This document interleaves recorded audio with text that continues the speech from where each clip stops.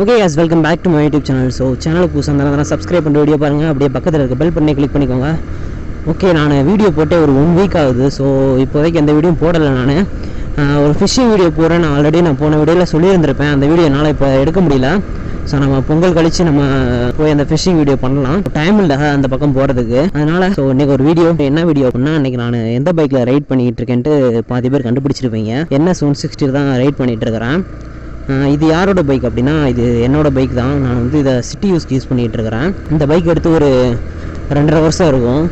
So super bike. இந்த பைக்கோட ownership review தான் பார்க்க போகிறோம். நெக்ஸ்ட் ஒரு பெரிய ரைடு ஒன்று பிளான் பண்ணிட்டு இருக்கிறேன். 4 நாள் தொலைவாக ரைடு போகலான்ட்டு ஒரு பிளான் பண்ணி வச்சிருக்கிறேன். ஸோ வீடியோ ஸ்கிப் பண்ணாமல் கடைசி வரைக்கும் பாருங்கள். ஃபஸ்ட்டு பிக்கப்லேருந்து ஸ்டார்ட் பண்ணிடலாம். வண்டியோட பிக்கப் சூப்பராக இருக்கும். நம்ம நார்மலாக மற்ற 150 பைக்ஸை விட NS 160 பைக் பிக்கப் கொஞ்சம் ஜாஸ்தி. சடனாக பிக்கப் எடுத்துரும். லாங் ட்ரைவுக்கு 160 பைக்கு 150 பைக்கில் போகலாமான்ட்டு நிறைய பேருக்கு டவுட் இருக்கும். நான் ஆல்ரெடி இந்த பைக்கை வச்சுட்டு நிறையா லாங் டூரிங்லாம் பண்ணியிருக்கிறேன். இங்கேருந்து கேரளா அப்படியே நிறையா ஊர் சுற்றிருக்கிறேன். கிட்டத்தட்ட ஒரு 1000 கிலோமீட்டர் இந்த பைக்கில் சுற்றிருக்கிறேன். ஒரே ட்ரிப்பில் மொத்தமாக டோட்டலாக சேர்த்து அப் அண்ட் டவுன் 1000 கிலோமீட்டர் சுற்றிருக்கிறேன். வண்டியில் எந்த பிரச்சனையும் இப்போதைக்கு வந்ததில்லை நான் லாங் ரைட் போகும்போது. ஸோ நீங்கள் லாங் ரைட் போகிறதா இருந்தால் மெயினாக பார்க்க வேண்டிய விஷயம் ஒன்று தான், பைக் கண்டிஷனாக இருக்கான்னு பார்த்துக்கோங்க. எந்த விதமான பிரச்சனையும் இல்லாமல் பார்த்துக்கோங்க. வண்டி ஓவர் ஸ்பீட் விட்டாதீங்க. ஒரு 100 அப்பெல்லாம் க்ரூஸ் பண்ணிட்டு போகாதீங்க. மேக்ஸிமம் 80 தான் க்ரூஸ் பண்ணிட்டு போகலாம். இந்த வண்டியோட க்ரூசிங் ஸ்பீடு 80 தான். ஸோ 80லேயே நம்ம க்ரூஸ் பண்ணிட்டு போகலாம். வண்டி நல்லாயிருக்கும். வண்டி ஓவர் ஓடுனதுனால இன்ஜின்லேருந்து ஒரு மாதிரி ஸ்மெல் வரும். ஸோ அந்த ஸ்மெல் எல்லா வண்டிக்கும் வருமா இல்லை பல்சருக்கு மட்டும்தான் வருமா என்னன்ட்டு தெரியல. இந்த பிரச்சனை இருந்திருக்கு. வேறு இந்த பைக்கை பொறுத்தளவுக்கு பிரேக்கிங் இஷ்யூ இருக்குது. ஏன்னா பின்னாடி ட்ரம் பிரேக் தான், ஃப்ரண்ட் மட்டும் தான் டிஸ்க்கு. ஸோ அதனால் நம்ம பிரேக் போடும்போது கொஞ்சம் ஸ்லிப்பாகிற மாதிரி இருக்கும். அதே மாதிரி பேக் டயர் சைஸ் கம்மி தான். டோட்டலாக அந்த பைக்கை நான் 22,733 கிலோமீட்டர் ஓட்டி இருக்கிறேன். இதை மோஸ்ட்லி காலேஜ் கட்டு போகிறது தான் நான் யூஸ் பண்ணிகிட்டு இருந்தேன். First year second year UG படிக்கும்போது நான் இந்த பைக் தான் யூஸ் பண்ணிகிட்டு இருந்தேன். இந்த பைக்கும் இன்னொரு பைக் ஒன்று வச்சுருக்கிறேன். அந்த ஓனர்ஷிப் ரிவ்யூ நான் போடுறேன். பல்சர் 150 பஜாஜ் செக்மெண்ட்டில் ஃபேமஸான பைக்குனா அந்த பைக் தான். ஸோ அந்த பைக்கோட ஓனர்ஷிப் ரிவ்யூ நான் கூடிய சீக்கிரத்தில் போடுறேன். அந்த பைக் எனக்கு ரொம்ப பிடிக்கும். நான் ஃபஸ்ட்டு வாங்கின பைக்காக தான். இந்த பைக் செகண்டு. இதுக்கப்புறம் தான் நான் ஜாவா எடுத்தேன். ஸோ மைலேஜ் 40 to 45 வரைக்கும் மைலேஜ் கொடுக்கும். நம்ம கரெக்டாக ஒரு 80லே மெயின்டைன் பண்ணிட்டு போனோன்னா 40 to 45 வரைக்கும் நம்ம கொடுக்கறதுக்கு சான்ஸ் இருக்கு. அதே மாதிரி கிரவுண்ட் கிளியரன்ஸ் அவ்வளோவா இஷ்யூ இருக்காது. இதில் நான் மோஸ்ட்லி இந்த பைக் தனியாக ரைட் போனதே இல்லை. நான் பில்லியனோட தான் போயிருக்கிறேன். தனியாக ரைடு போனேன் அப்படின்னா அது ஜாவாவில் மட்டும் தான் ரைட் போயிருக்கிறேன். இந்த மாதிரி பைக் நான் நிறைய ரைடு போனதில்லை தனியாக. என்னோட பல்சர் 150 பைக்கும் நான் டூரிங் எடுத்துகிட்டு போயிருக்கிறேன். அந்த பைக் சூப்பராக இருக்கும். பிரேக்கிங்கும் சூப்பராக இருக்கும். இந்த இடத்துல மிரர் சூப்பராக இருக்கும்.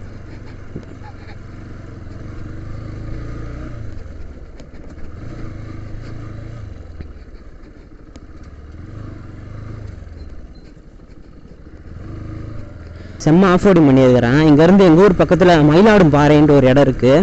இங்கேருந்து ஒரு 100 கிலோமீட்டர் தான் இருக்கும். இங்கேருந்து 100 கிலோமீட்டர் தான் இருக்கும் மயிலாடும்பாறைங்கிற ஒரு இடம்.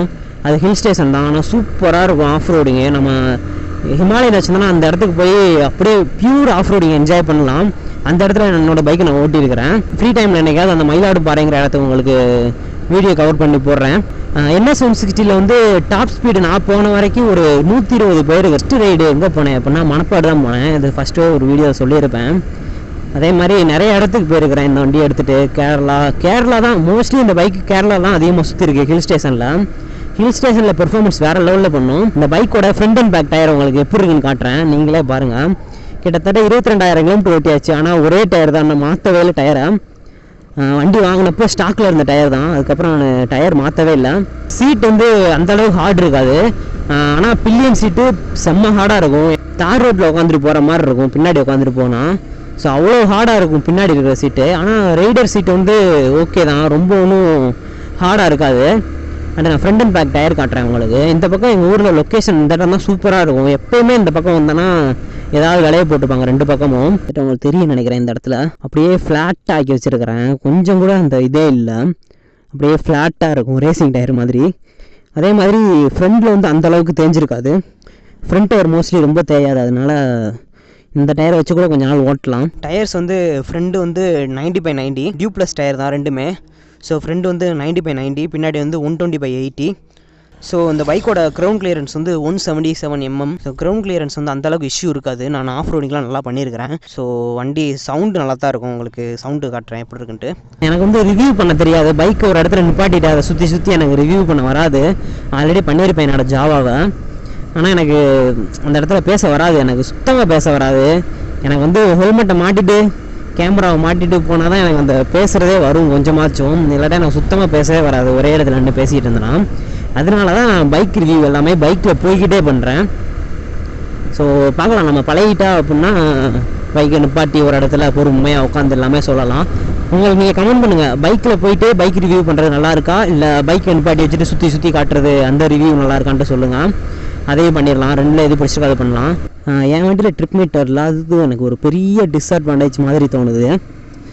ஏன் அப்படின்னா, நம்ம ரைட் போகும்போது நான் மறந்துடுவேன் எத்தனை கிலோமீட்டர்லேருந்து ஸ்டார்ட் ஐயோ, எங்கள் வீடு பக்கம் ரோடு ரொம்ப மோசமாக இருக்கும். எத்தனை கிலோமீட்டர்லேருந்து ஸ்டார்ட் பண்ணிங்கிறத நான் மறந்துடுவேன்.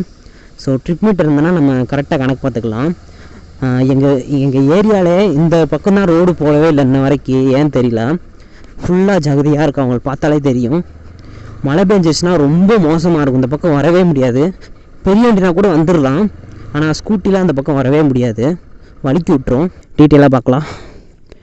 ஸோ நியூட்ரல் இண்டிகேட்டர் கொடுத்துருக்காங்க. அப்புறம் நான் நியூட்ரலில் போட்டு காட்டுறேன். ஸோ 5 ஸ்பீடு கியர் பாக்ஸ் தான். ஸோ 6 கியர் கிடையாது. அதுக்கப்புறம் ஆயில் வந்து இந்த இதுக்கு நான் செக் பண்ணேன்னு தெரியல. அதுக்கப்புறம் பஜாஜோட லோகோ, இது வந்து டைம் செட் பண்ணுறது. அதே மாதிரி சைடு ஸ்டாண்ட் வார்னிங்லாம் கொடுத்துருக்குறாங்க. அந்த பக்கம் டைம் கொடுத்துருக்காங்க. இது வந்து ரொம்ப ஒரு நல்ல விஷயம் ரைடு போகும்போது. ஸோ நம்ம அப்போக்கப்போ எடுத்து மொபைலையும் வாட்சையும் பார்த்துக்கிட்டு இருக்க முடியாது.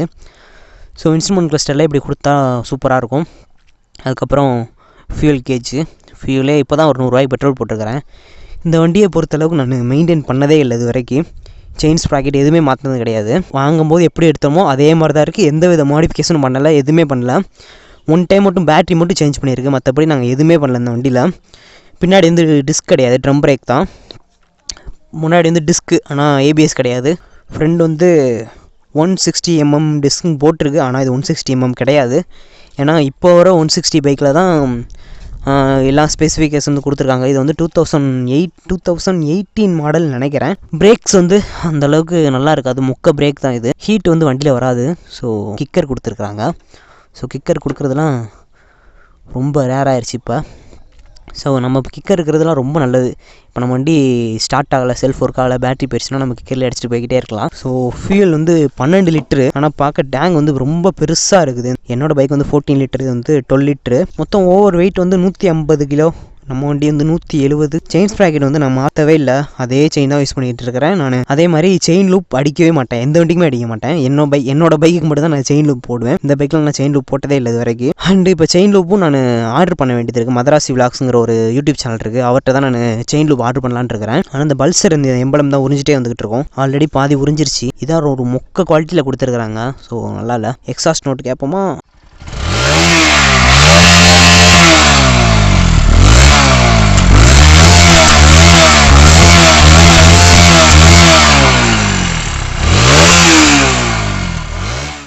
சார், நான் இப்போ வாய்ஸ் ரெக்கார்ட் பண்ணுறதுக்காக புதுசாக நான் மைக் ஒன்று வாங்கியிருக்கிறேன். போயா பை M1ங்கிற ஒரு மைக்கு.